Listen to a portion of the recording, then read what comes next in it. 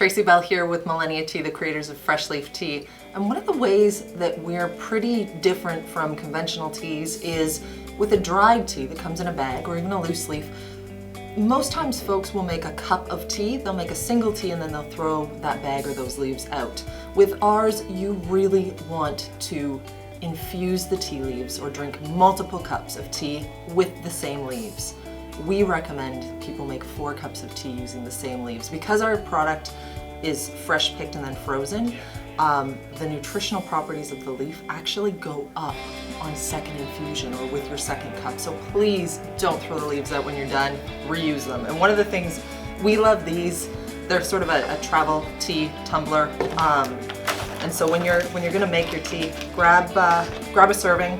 So grab like a little handful of tea, put them in your cup or your infuser, or in this case your travel mug.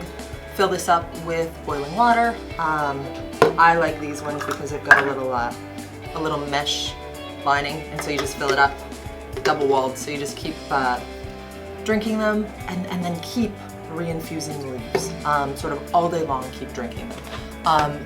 Another question that we get asked quite often is, if I only want to make 1 cup of tea with the leaves, what do I do with them? If I don't want to have another cup of tea until tomorrow, what do I do? And in that case, what we'd recommend is take the leaves, keep them in your mug or in a little bowl if you've got, put them in the fridge. Don't put them back in the freezer once you've used them. The bag is stored in the freezer, but once you've used the leaves, put them in the fridge. If you're not gonna have another cup of tea or you're not gonna use them in your smoothie, put them in the fridge. If you can, put like a little saucer or something over top just to block the light from them, and then just re-infuse them the next day. Or something that we do is we'll have a couple of cups of tea today, and then I'll take those leaves and I'll throw them in my kids' smoothie tomorrow. Thanks.